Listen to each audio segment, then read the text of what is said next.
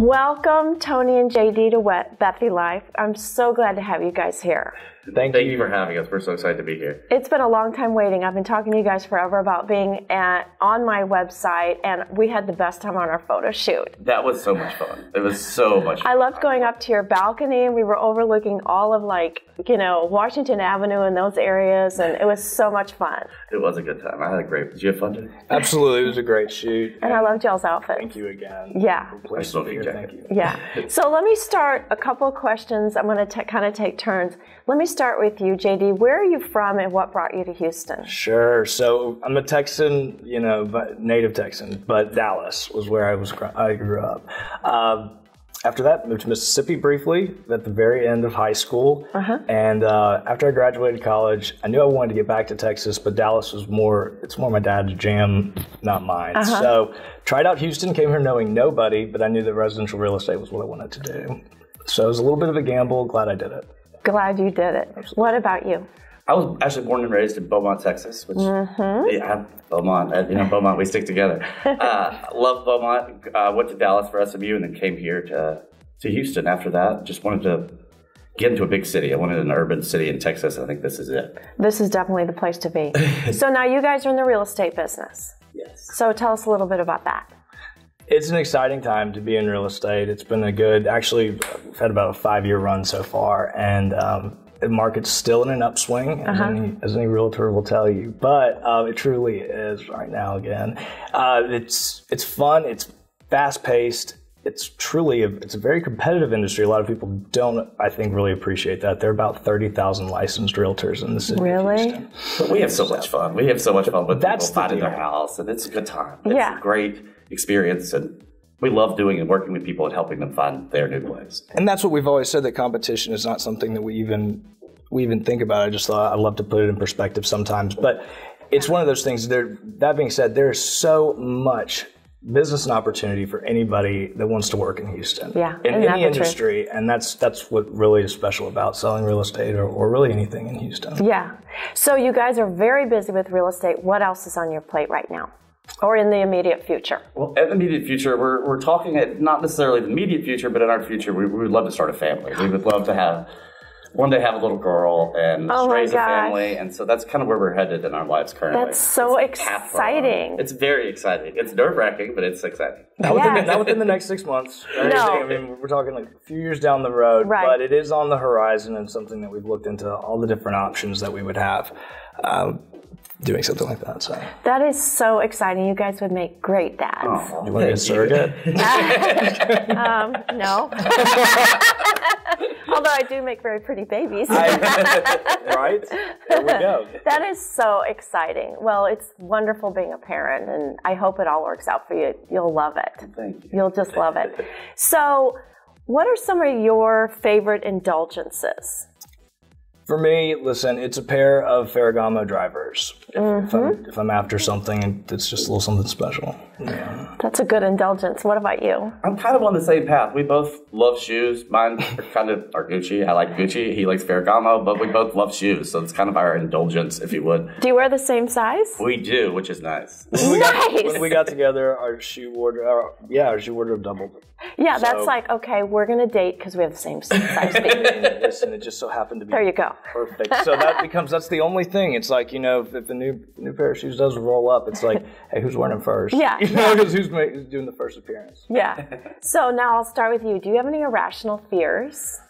I do. My irrational fear is at night when I get in the car, I have this fear that someone's going to be sitting in the back seat as I'm driving around. So I'm constantly like in the rearview mirror or kind of checking behind me. I don't know. Did you see a movie or what? I don't know what it's from. I don't know. It's just kind of a crazy fear that I've always had that's totally irrational. So do you check the back seat every time? Like when I get in, that's the first thing I do is over.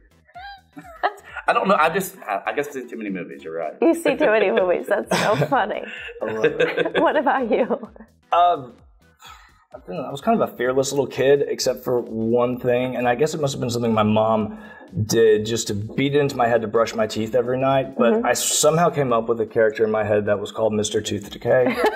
And I grew up being frightened of this guy that was going to come in and rot my teeth and all this stuff. Like you thought he was a real creature? I thought it was a real person as like a really little kid. And somehow it came out like years later, my mom saying something about it, and I was like, yeah, like Mr. Tooth Decay. She was like, what? That's not real. I was like, where'd you come up with that? So yeah, that was an irrational fear for sure. Are you still afraid of Mr. Tooth Decay? You know what? I brush, I floss, I do a lot of that, and I think it's a holdover, yeah. That's so funny. Well, so tell us something humorous about yourself. Something humorous about myself. Something that I can't think of anything right off the top of my head, but one thing I can say is that I'm known to have a very distinctive laugh. Everybody that I meet, yeah, you do have a distinctive kind of laugh. Stops me and is like, you have an extremely distinctive, which I don't know if that's bad or good, but a very distinctive laugh. That's very true. Well, that's funny. I guess that's kind of funny. What about you, JD? Just humorous thing. You know what? That's so funny. I don't really see myself as just an overly hilarious person, but a lot, I don't know, maybe some people do. And I think it's just me just kind of just being me. I don't have a specific thing. That's what I'm trying to think of that's particularly humorous. But, well, I like your tie on your. Do you know what? Let's talk about that. That is pretty humorous. Is it? It's kind of like a little, take on. If it's a tight occasion, and you really want to be cheeky, why don't you just show up with this? Like, I wore a tie. I love it. I'm wearing a tie. Is there a problem? Maybe I'll get one that's black. I'll just be like, here's a black tie. So yeah, I'm wearing black tie. So on that note, who or what has been the biggest influence on your personal style? How you dress or? I knew, again, we'll take it back to childhood for a second. I knew growing up that I wanted to look like James Bond someday, as far as like the whole, very, very chic, tailored clothing. A particular person? No, it's just been all, actually I will. It's you, actually, Tony. I sincerely mean that. When we met, I feel like I was introduced to a lot of different types of style, different clothing that I was, was kind of out of college, right? When we met, it was like, what was it in that time? Like khaki shorts and New Balances and, polos. Like that was kind of my wardrobe at that point. So Tony gave you a little upgrade. Absolutely. Tony said, let's upgrade this. It was great. So what about? I've kind of always followed. I love Tom Ford. I love watching Tom Ford. I love everything he designs. Every season, I love watching what he's coming out with. Everything is always on point. That's probably who I look to for style. That's a good icon to look to. Very good icon to look to. That's one of our favorites. So, Tony, what's the best piece of advice you've ever been given? The best piece of advice I've ever been given is, I would say, would be if you do something, do it really well. And stick with it, and know where your lane is, and don't step out of it. And so that's what we really try to do in real estate and all acts of life, all manners of our life. We try to stay in our lane. So that's kind of the best advice I've ever been given. Yeah. What about you? It's basic, it's simple, but it's something my dad has always said. It's money is fertilizer, basically, if you think about it in that sense. That if you keep it all in a pile or something like that in your house or in your yard, it's not going to do any good. But if you spread it around, that's when things start happening. That's when you start seeing success.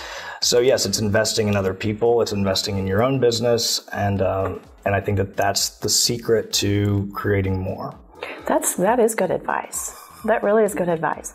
So do you guys have a favorite place in Houston that you like to go hang out or eat, or a hidden gem that you want to tell us about? JD? What a hidden gem? Do you know what? Everything. That's what Patronella's. Oh, that's right near your place. It's right across the street. I want to go there all the time. Patronella's Italian restaurant is our favorite Italian place to eat. Yeah, I saw it from your balcony. That's it. From your rooftop. I was like, what's that place? That's what I said when we first moved in. It looked like a shanty town, I thought, across the way. But really, it's been a restaurant that was added onto from a house, all the stuff that I don't think he advertises ever. No. So it's one of those places. It's a cute group of like these old guys that meet up once a month too over there. They call themselves the Goodfellas, and they have like this whole dinner in like these mafia suits. It's fantastic. Are you kidding? It's wonderful. Serious? It's wonderful. That's hilarious. Mom and pop, they have their own garden. They grow fresh fruit, vegetables. They include it in all their food. It is great. I believe he turned 87 years old this year, in fact. Oh, really? So, I definitely want to go there. So if you guys were not in real estate, what like, crazy profession do you think you'd want to be in? Like, in an alternate universe? Politics. Really? Crazy enough. When I was younger, something I did for a living was run political campaigns, and I loved it. I had a great time doing it. You could burn out really quickly, but it's a lot of fun. And I really enjoyed politics, and I wish I'm going to get back into it someday. But I would love to. Like you would run for something or be the behind-the-scenes person? I'd much rather be behind the scenes. Go ahead, announce. Run, but there's nothing I want to run for. He's announcing his candidacy. Yeah, right. In fact, on Only Bethy on Live. Bethy Live. Only on Bethy Live is where we do this. That's cool. So politics, if there was an alternate universe, that's probably what I would be doing. Yeah. Well, you never know. You might wake up one day and go, I'm going to do that. What about you? That'd be fun. That would be, yeah, he's like, oh no. I'm literally doing what I've always wanted to do my entire life, but that doesn't mean that I haven't had a gajillion other ideas throughout the years. If I was not selling residential real estate in a major city, I would definitely be doing lighting design of some sort. Oh. I would have the craziest lamps and stuff that you've ever seen. So you would design lamps? I would design lamps. I would design lighting scapes, outdoor lighting, whatever. Oh, that's cool. Totally. It's funny. I've found some sketchbooks actually from like different college classes where I probably should have been taking notes, but I was drawing all kinds of lighting fixtures, chandeliers, whatever. Really? Mm-hmm. Did you go to Day for Night where they had those lighting installations? Yes, I did. Cool. I did too. Yes, I did. That was the neatest. Did you go to, which museum was it that we took my mom to when she was in town? Museum of Fine Art in Houston. Is that what we're talking about? It's the box that he did with the well, candles. Day for Night was like a outdoor music festival, and then they had in the old building, it used to be the post office building, they had like 3 floors of this lighting installation. It was crazy. Oh, I wish I had seen that. Yeah, it was crazy. We were talking about the Katsuya. Yes, Katsuya. Oh, I went to that. That was incredible. I posted on that. Yes. Oh, yes. That's something that I just got into big time. Yeah. Totally cool. Yeah. So last question, how do you guys spend your downtime? Not that you have a lot. And especially if you ever adopt or have a child, forget it. But for now. Right. We just think our life is busy right now. Yeah, you have no idea. Oh, man. But how do you spend your downtime? Our rooftop terrace. We spend a lot of time on our rooftop. I love that terrace. We have so much fun. We invite friends over all the time. In fact, after this, there'll be a group of people that are hanging out on our rooftop terrace when we get home. And that's kind of our bread and butter. That's where we love to have fun with our friends. It's just sitting up there and watching the skyline, watching the sunset. It's a perfect place for us. You can't beat it, and you can't beat either of you two. Thank you so much for coming to Bethy Live. That's a wrap. Thank you guys. Thank you so much.